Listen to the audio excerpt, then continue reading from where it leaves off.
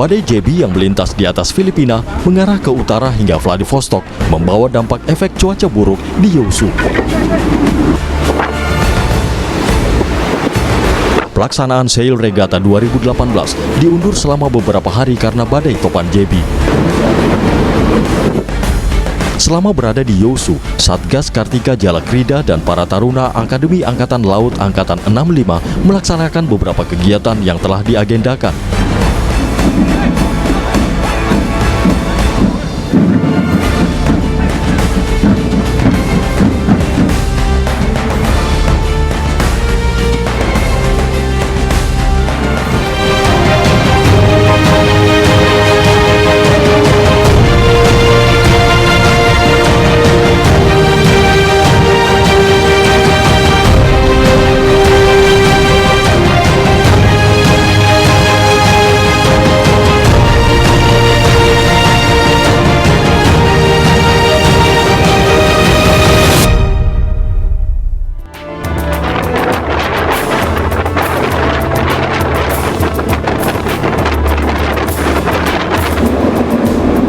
Badai topan Jebi yang masih berlangsung di akhir Agustus hingga awal September 2018.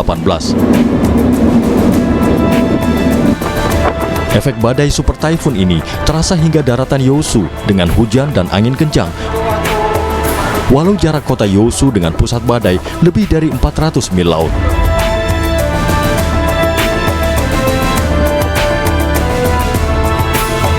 Yeosu dikenal sebagai kota pelabuhan atau kota maritim yang penting di Korea Selatan. Kota pelabuhan atau kota maritim ini berlokasi di Provinsi Jeolla Selatan.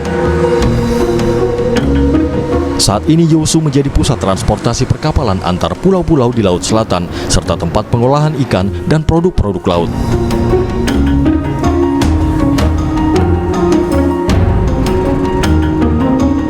Yeosu berbatasan dengan kota Suncheon di utara, Kabupaten Namhae di sebelah timur, Laut Selatan di sebelah selatan, serta Kabupaten Boseong dan Goheong di barat. Jumlah penduduk kota Yeosu sekitar 350.000 jiwa dan tinggal tersebar di kota seluas 496 km persegi.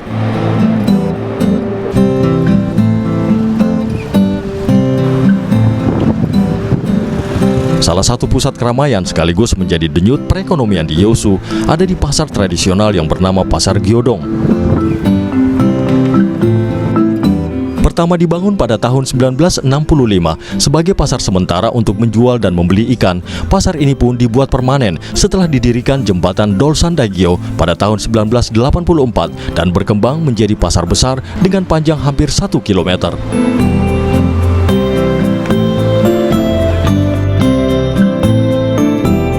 Pada pertengahan periode dinasti Joseon, kota ini dijadikan sebagai markas angkatan laut yang dipimpin Laksamana Yi Sun-sin untuk melawan invasi Jepang dari tahun 1523 hingga 1598 Masehi.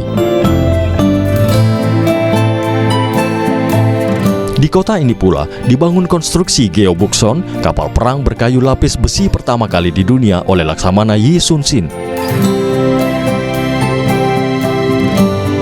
Gyeobukson atau kapal kura-kura ini menjadi ikon kapal perang tradisional Korea Selatan yang legendaris.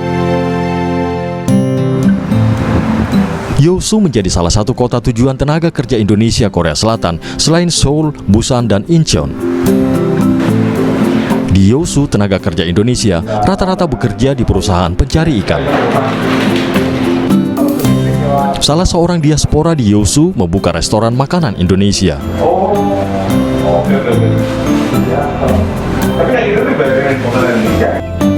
Yeosu nasi goreng yang berada di Gosodong Yeosu-si, Jeolonam-do ini menyajikan menu bagi mereka yang kangen atau ingin mencicipi kuliner Nusantara.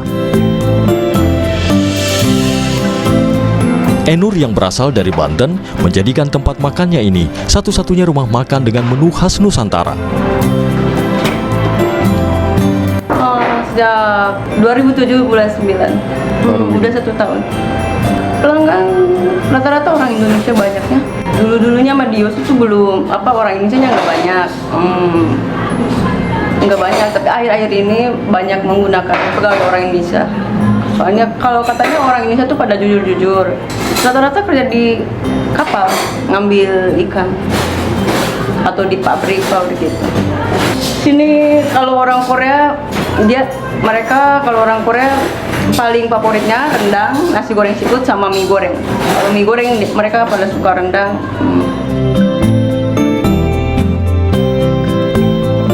Kalau orang Indonesia favoritnya ayam goreng kecap, bebek goreng, terus mie ayam bakso. Banyak sih, tapi paling banyak mereka makan bebek goreng, ayam goreng kecap sama mie ayam bakso. Soto juga.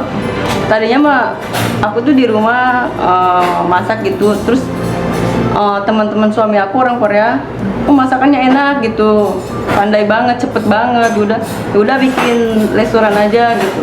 Sama orang Indonesia juga banyak akhir-akhir ini, sama orang Korea juga mungkin katanya peminatnya banyak kan. Pada sebelum aku buka warung ini kan sering main ke rumah aku kan, jadi aku suka sering menyajikan masak-masakan Indonesia. Orang Koreanya pada suka banget. Ya udah katanya buka warung aja. Akhirnya kita buka warung. Senang sih, soalnya bisa ngobrol bahasa Indonesia. Soalnya di sini perempuannya jarang. Kalau di Kota Yosu perempuannya nggak banyak gitu. Paling hanya 1-2. Jadi kalau ketemu mereka tuh bisa ngobrol bahasa Indonesia, seneng banget. Sesama negara kan.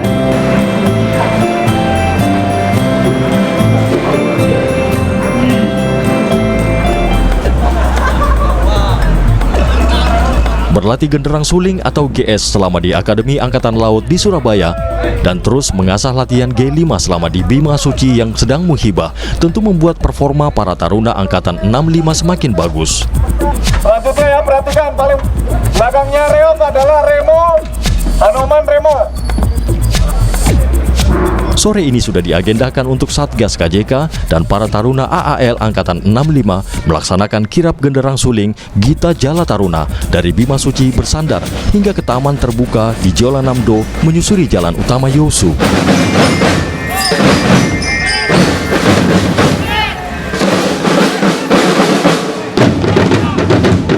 Pukulan senar drum yang ritmik mulai memecah sore yang diselingi dentuman bass drum.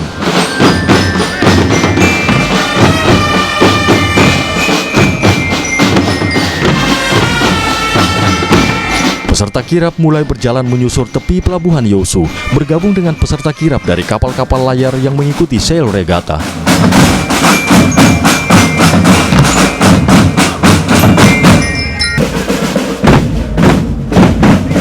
Anggota kapal Nadezhda dari Rusia, Komandor Bering dari Korea, dan Ami dari Jepang turut serta memeriahkan kirap.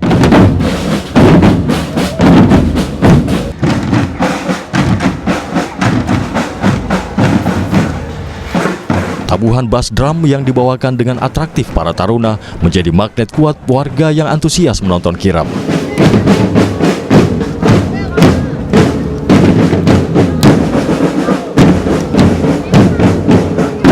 Nah, dengan kondisi lapangan bahkan kondisi jalan yang ada, untuk pergerakan genderang sulingnya semuanya berdasarkan perintah dari Tambur Mayornya. Apa itu Tambur Mayor? Tambur Mayor adalah seorang pemimpin dari genderang suling tersebut, di mana dia yang akan memimpin keseluruhan, baik berjalan maupun memainkan formasi, semua tertuju kepada Tambur Mayor selaku pemimpin genderang suling. Terkait dengan jalan, belok atau lurus, itu semua memang sudah ada fakemnya. Sudah dilatihkan di akademi bagaimana cara berbelok 90 derajat maupun berbelok 45 derajat. Itu semua sudah diajarkan di akademi, dan itu memang sudah menjadi fakem dan sudah menjadi ketentuan bagaimana cara belok pada saat melaksanakan kirap.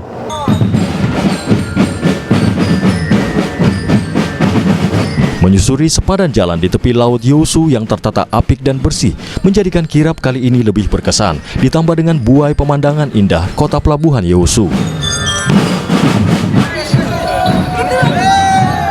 Warga tampak kagum dan terhibur dengan iringan kirap yang melintasi beberapa titik tempat wisata di tepian laut.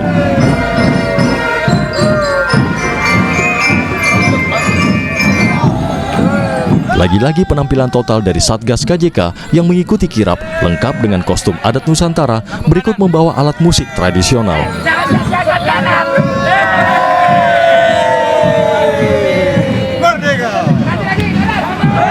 Untuk kegiatan di Yesu, kita tahu sendiri bersama rutenya sangat panjang, kurang lebih 5,5 km. Itu pasti sangat membuat para taruna ini sangat lelah dan sangat berat. Akan tetapi menginjak lagi kepada kebanggaan mereka. Mereka itu dengan semangat yang terlatih, dengan kekompakannya mereka, itu akan hilang dengan sendirinya pada saat mereka melewati rute yang sangat panjang. Genderang Suling sendiri ini, terutama untuk di Yesu, ada daya tarik tersendiri. Dengan semangatnya mereka, kekompakannya mereka, lagu itu akan terdengar sangat bagus. Di samping itu juga masyarakat yang berada di sekitarnya itu sangat mempengaruhi terhadap penampilan para taruna. Dengan masyarakat yang antusias, para taruna juga pasti akan semangat memainkan genderang suling.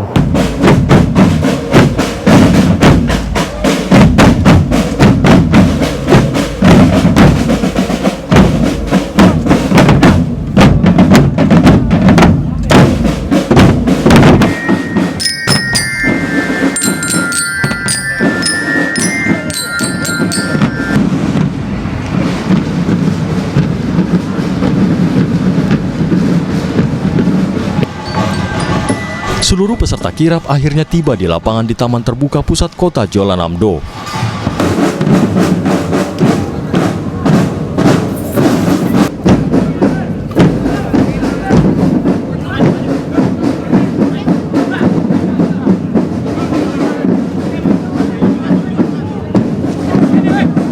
Seluruh peserta beristirahat sejenak sembari mengatur barisan kelompok.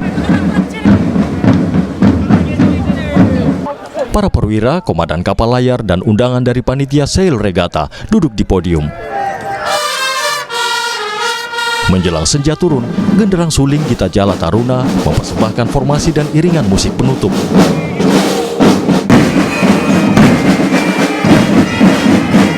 Dentuman alat musik G5 dan atraksi para taruna membawakan musik genderang suling seakan tidak menurun performanya dan bahkan seperti mendapat injeksi tenaga yang membuat penampilan penutup sangat spektakuler.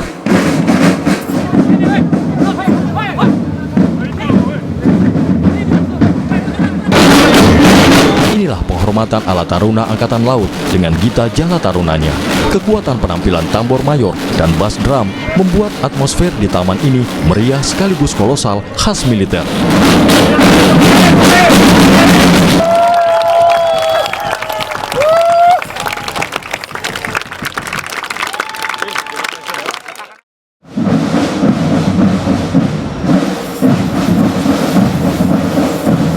Malam merenggut senja dan seluruh peserta kirap kembali menyusuri jalan di kota Yeosu menuju ke pelabuhan di mana kapal-kapal masing-masing peserta bersandar.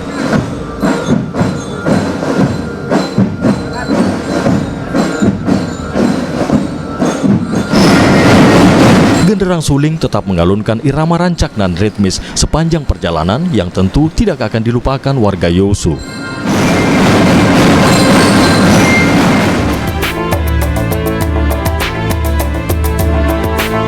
Tanggal 3 September 2018, panitia Tall Ship Race Sail Regatta menyatakan cuaca sudah kondusif.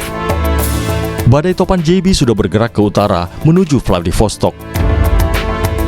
Kapten briefing yang dilaksanakan panitia di tanggal 3 September mengesahkan bahwa tanggal 4 keesokan harinya, balapan akan dimulai siang hari.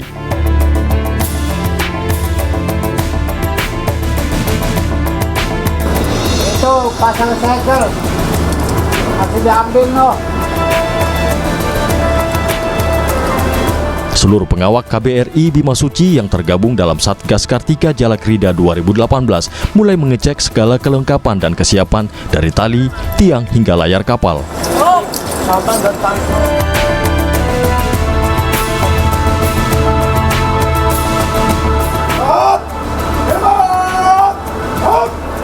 Hari perlombaan pun tiba. Komandan KRI Bima Suci memberi pengarahan tentang balapan layar tinggi ini dan bagaimana pengawak Bima Suci menjalankan peran dan tugasnya masing-masing. Itu ada event penting ya, itu kita mengikuti lomba balapan layar atau balap layar.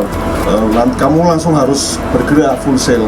Bosman akan tahu full sail itu seluruh layar akan tahu. Tapi kalau saya yang dipasang BF6, Ford 6. Nah, bosman harus tahu layar yang depan itu apa saja yang dikembangkan, layar 2 itu apa saja yang dikembangkan, ulangi, yang tengah apa saja yang dikembangkan, itu harus tahu. Bisa ya?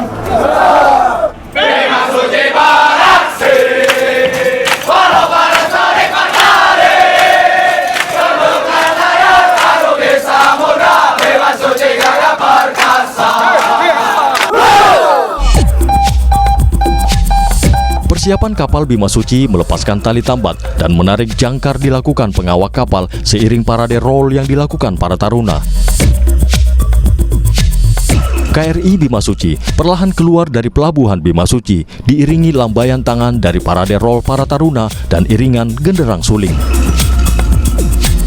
Untuk KRI Bima Suci mengikuti perlombaan kapal layar untuk kelas A yang diikuti oleh peserta dari Rusia yang diwakilkan oleh Sail Training Ship Nadezhda, kemudian Sail Training Ship Kaiwo Maru dari Jepang, dan Sail Training Ship Palada dari Rusia. Untuk semuanya adalah 4 peserta untuk kelas A. Untuk kelas B diikuti oleh negara-negara Jepang, Korea, dan Cina, dan untuk kelas C diikuti oleh negara Jepang, Korea, dan Cina. Hari pertama Race Tall Ship Regatta atau balapan kapal layar tiang tinggi resmi dimulai. Salah satu keistimewaan KRI Bima Suci adalah kecanggihan teknologi pada propeller atau baling-baling mesinnya. Pada peran layar seperti ketika balapan layar tiang tinggi seperti saat ini, praktis syarat utamanya adalah mematikan mesin turbin propeller. Artinya, kapal bergerak murni menggunakan dorongan angin atau non-mesin. Staff kita memiliki keistimewaan. Khususnya untuk kapal layar, kita memiliki mode feathering, yaitu blade atau propeller kita bisa searah dengan as. Jadi kita memiliki blade ini namanya CPP, Controllable Pitch Propeller, yang bisa dirubah sudutnya dengan putaran yang sama. Akan tetapi saat peran layar mesin mati, kita bisa memposisikan blade kita sejajar dengan as, sehingga tidak ada hambatan. Ini salah satu keistimewaan Bima Suci juga, namanya mode feathering. Biasa kita lakukan saat peran layar atau kita membuka layar itu sendiri. Kita pakai kontrol dari SCR bisa, manual di lokal bisa. Jadi hambatan hampir tidak ada hambatan. Kapal tidak ada hambatan. Kalau kapal model lama saat menggunakan layar atau mesin mati, bukaan blade ini atau bukaan propeller ini akan menghambat laju kapal. Sedangkan mode feathering ini untuk melipat blade sehingga searah dengan as propeller sehingga tidak ada hambatan. Itu salah satu juga keistimewaan Bima Suci. Mesin hidup hanya difungsikan untuk kebutuhan pendingin udara dan kebutuhan listrik untuk dapur. Hal ini menjadi syarat utama Race Tall Ship yang pergerakan kapal pun dipantau panitia untuk menghindari kecurangan dari peserta. Seluruh pengawak kapal berada pada posisi tugas masing-masing.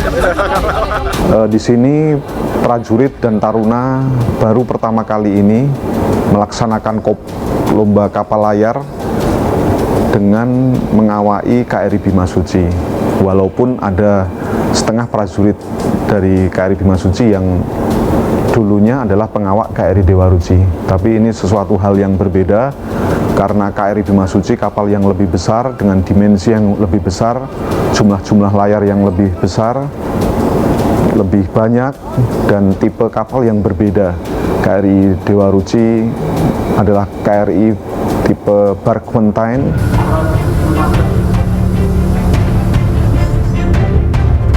Komandan, perwira pelaksana atau palaksa, dan pengawak kapal bagian navigasi memulai 24 jam balapan hingga kemungkinan 3 hari ke depan.